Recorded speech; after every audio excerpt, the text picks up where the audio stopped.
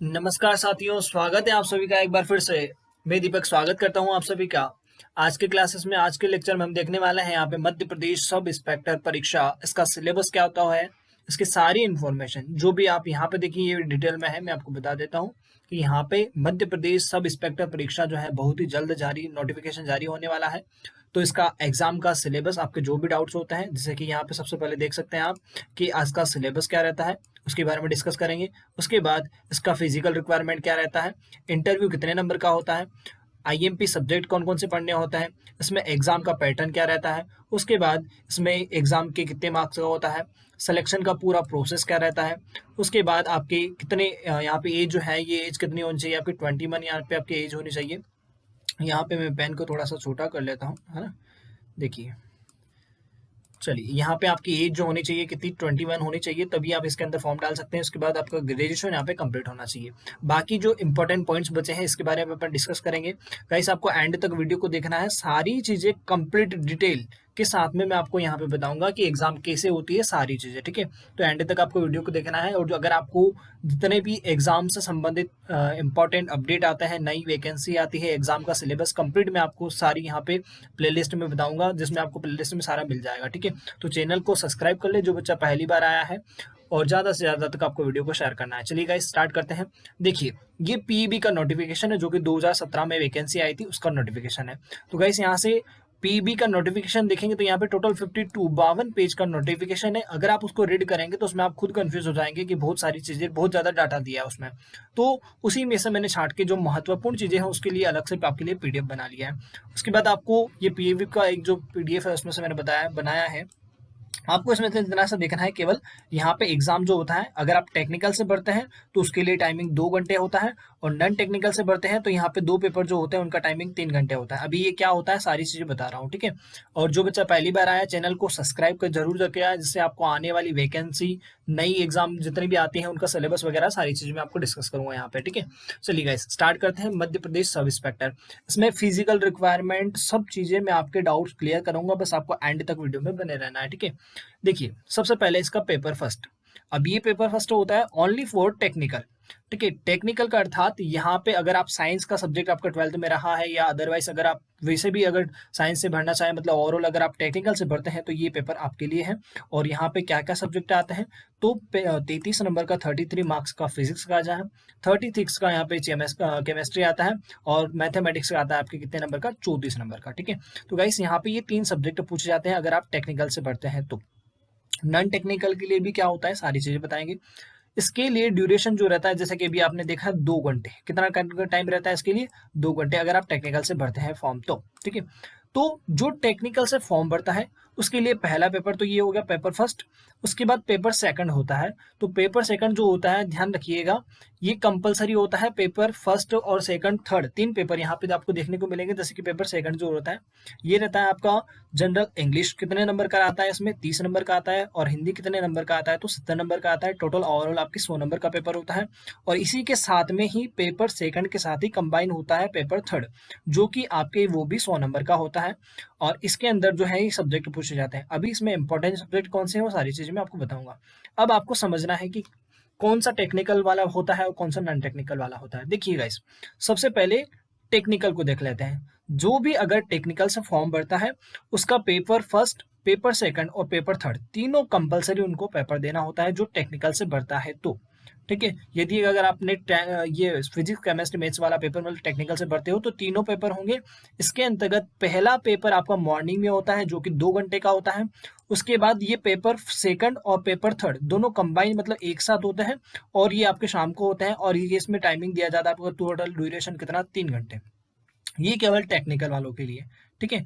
जो टेक्निकल से फॉर्म बनेंगे उनका पहला पेपर होगा 2 घंटे का, जिसके अंदर ये सारे सब्जेक्ट आएंगे। उसके बाद पेपर सेकंड थर्ड दोनों कंबाइन आते हैं, और दोनों ही यहाँ पे 3 घंटे के होते हैं। टोटल यहाँ पे कितने मार्क्स होते हैं, तो 200, यहाँ पे 100 का ये होता है और 100 का ये होता है, मतलब टोटल 200 मार्क्स ये तीनों के लिए। ओवरऑल 3 पेपर होते हैं टेक्निकल के लिए।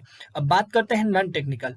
नॉन टेक्निकल के लिए अगर आप फॉर्म भरते हैं, वैसे मैक्सिमम जो है नॉन टेक्निकल से ही फॉर्म भरते हैं।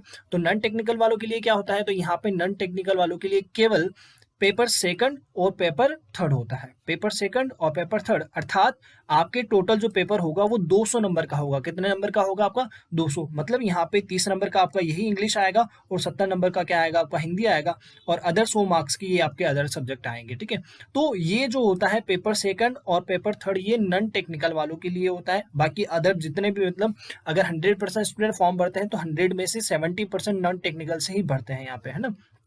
तो आपका पेपर रहता है, आप पे कौन कौन सा? पेपर सेकंड और पेपर थर्ड।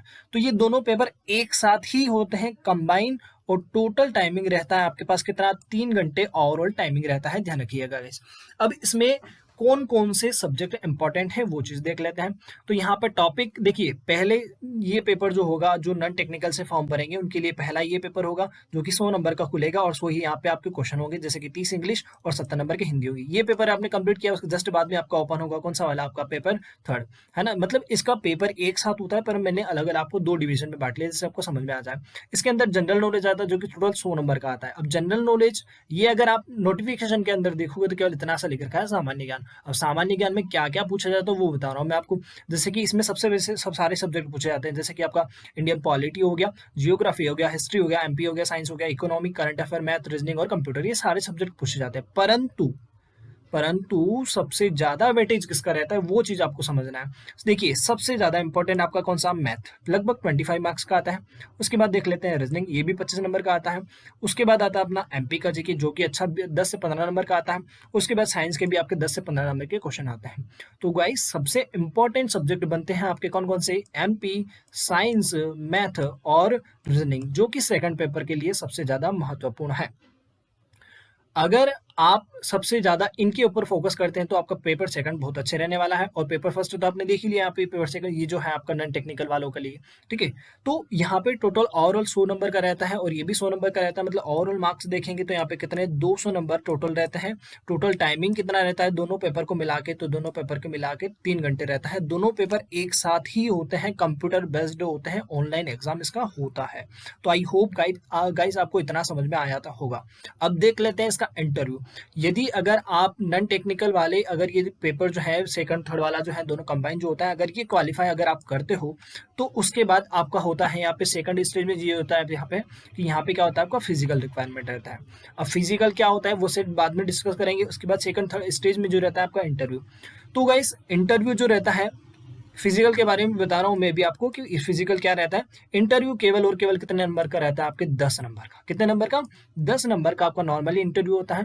तो गाइस अगर आपका जो राइटिंग टेस्ट होता है मतलब फर्स्ट सीबीटी फर्स्ट जो होता है, अगर इसमें अच्छा स्कोर अगर आप करते हैं तो यहाँ पे इंटरव्यू में आपको अच्छे खासे मार्क्स मिल जाते हैं। 10 नंबर का नॉर्मली होता है तो 10 नंबर में कुछ ज्यादा रहता नहीं। मेरिट आपकी लास्ट में बताता हूँ कि कैसे उठती है मेरिट वगैरह सारी चीजें। मतलब आपकी फाइनल मेरिट जो उठती है वो किस किस से उठती है? तो इंटरव्यू प्लस आपका जो सीबीटी फर्स्ट जो मतलब आप पेपर देते हो उन दोनों को मिला के। फिजिकल से यहाँ पे मेरिट नहीं उठती है। फिजिकल को मतलब आपको केवल क्वालिफाई करना होता है। अब इसका फिजिकल रिक्वायरमेंट क्या रहता है वो देख लेते हैं, ठीक है। फिजिकल रिक्वायरमेंट को बोलते हैं अपन पीएमटी, फिजिकल मेजरमेंट टेस्ट, ठीक है।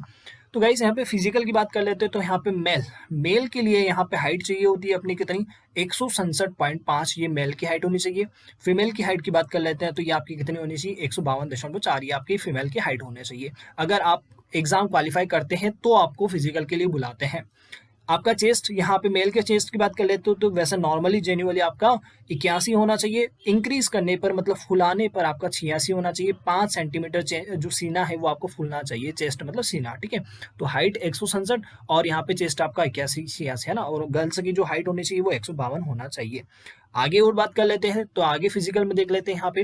तो यहाँ पे मेल के लिए जो रनिंग रहती है वो रहती है आपकी कितनी? 800 मीटर। कितनी रनिंग? 800 मीटर। टाइमिंग दिया जाता है आपको कितना? 2 मिनट और 40 सेकंड। 2 मिनट और 40 सेकंड आपका टोटल टाइमिंग रहता है।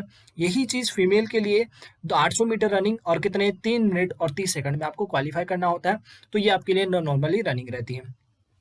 और इसके लिए आपको एक ही चांस दिया जाता है। कितना चांस दिया जाता है? केवल रनिंग के लिए एक ही चांस। अगर एक बार में अगर आप क्वालिफाई करते हो 2 मिनट और 40 सेकंड में 800 मीटर दौड़ लेते हो तो आप इसमें क्वालिफाई करते हो। उसके बाद आपका होता है लॉन्ग जंप। तो लॉन्ग जंप जो होता है आपका 13 फीट होता है। कितना होता है? 13 फीट। तो लॉन्ग जंप मतलब लंबी कूद जिसको बोला जाता है। इसके लिए आपको 3 चांस देते हैं। कितने चांस देते हैं? 3। 3 बार आपको लॉन्ग जंप करनी है और 3 बार में से आपने केवल एक बार 13 फीट कूदना है। ठीक है, तो लॉन्ग जंप 13 फीट ये बॉयज के लिए होती है और गर्ल्स के लिए कितनी होती है? तो ये 10 फीट कूदना होता है गर्ल्स के लिए। ठीक है, और इनके लिए भी 3 चांस आपको दिए जाते हैं। ठीक है, ध्यान रखिएगा रनिंग में केवल एक ही चांस होता है, बाकी जो रहते हैं लॉन्ग जंप में 3 चांस होते हैं। शॉर्ट पुट मतलब जो गोला रहता है, गोल गोल मोटा गोला रहता है वो, तो इसके लिए भी आपको 3 चांस दिए जाते हैं। कितने चांस दिए जाते हैं? इसके लिए भी 3 चांस। मतलब आपको 19 फीट गोला फेंकना होता है जो कि कितने किलोग्राम का होता है? आपके 7 किलोग्राम और 200 ग्राम का ये होता है, जिसको 19 फीट तक आपको बॉयज को फेंकना होता है। 3 बार चांस में से एक बार क्वालिफाई करना होता है। जैसे कि आपके अभी जो भाला फेंका था गोल्डन बॉय जिसको बोलते हैं ना, तो दिनेश चोपड़ा। ठीक है, उन्होंने उसी प्रकार से उन्होंने भाला फेंका था, आपको गोला फेंकना है, बस ये ध्यान रखना है। ठीक है, 19 फीट तक आपको फेंकना होता है 7.200 ग्राम का। गर्ल्स के लिए देख लेते हो तो यह 15 फीट तक फेंकना होता है और मात्र कितने किलोग्राम का होता है? वो 4 किलोग्राम का, और 15 फीट तक आपको फेंकना होता है। 3 टाइम्स आपको 3 मौके दिए जाते हैं, 3 में से आपको एक बार क्वालिफाई करना होता है। तो गाइस यहाँ पे ये बात हो गई अपनी फिजिकल की। इंटरव्यू का मैंने बता ही दिया कितने नंबर का होता है आपका इंटरव्यू, केवल 10 नंबर का। अगर आप एग्जाम के अंदर अच्छा स्कोर करते हैं तो यहाँ पे इंटरव्यू में आपको 6 मार्क्स दिए जाते हैं नॉर्मली। ठीक है, तो गाइस ये आपका एमपीएसआई का वैकेंसी बहुत जल्द आने वाला है, और ये मैंने आपको टेक्निकल और नॉन टेक्निकल दोनों के लिए पूरा प्रोसेस बता दिया। किसी को नहीं समझ में आया तो मुझे डाउट्स आप मुझे कमेंट करके बता सकते हो, मैं आपके डाउट्स सारे क्लियर करूंगा। पटवारी का इससे पहले मैं सिलेबस बता चुका हूं और उसमें आप प्ले लिस्ट में जाके सारा कुछ देख सकते हैं, डिस्क्रिप्शन में लिंक दिया है। और एक और चीज, सबसे इंपॉर्टेंट चीज, अगर आपको इसका पेपर चाहिए, मतलब जैसे कि एमपीएसआई में किस अकॉर्डिंग पेपर आता है 2017 का प्रीवियस ईयर का पेपर चाहिए, तो डिस्क्रिप्शन में लिंक दिया है। टेलीग्राम चैनल आप ज्वाइन कर लीजिए, वहां से आपको टेलीग्राम चैनल के ग्रुप जो है वहां पे इसका प्रीवियस ईयर के पेपर भी मिल जाएंगे, जिससे आपको पता चलेगा कि एग्जाम में कैसे पेपर आते हैं गाइस। ठीक है, तो टेक्निकल से अप्लाई कर रहे हैं तो 3 पेपर इस प्रकार से देखने को मिलेंगे। नॉन टेक्निकल से करते हैं तो ये दोनों ही मिलेंगे, दोनों एक साथ ही होते हैं, कहने का मतलब है। ठीक है, ये मॉर्निंग में होता है और ये शाम को होता है। ठीक है, ऐसा नॉन टेक्निकल वालों के लिए केवल ये दोनों साथ में ही होते हैं 3 घंटे का। ठीक है, ओवरऑल ये आपकी सारी इन्फॉर्मेशन हो गई। और गाइस जितने भी नई वैकेंसी आती है, नए अपडेट आते हैं, सारे आपको हमारे चैनल पे मिलेंगे। तो जो बच्चा पहली बार आया चैनल को सब्सक्राइब कर ले, ज़्यादा से ज़्यादा दोस्तों को आपको शेयर करना है। Thank you so much all of you guys. और आपको ज़्यादा से ज़्यादा मेहनत करनी है और वीडियो को शेयर करना है। और एक और चीज़, हमारी ऑफलाइन बैचेस भी स्टार्ट हो चुकी है जो कि 10 जनवरी से स्टार्ट है। तो अगर आप ज्वाइन करना चाहें नीमच सेंटर के आसपास अगर आप कहीं रहते हैं तो यहाँ पे हमारी offline batches Madhya Pradesh sub inspector और पटवारी और वन रक्षक, इन तीनों की बैचेस स्टार्ट हो चुकी है, तो आप जल्दी से जल्द ज्वाइन कर लीजिए। ठीक है, thank you so much all of you guys. और ज़्यादा से ज़्यादा वीडियो को आप शेयर करिए।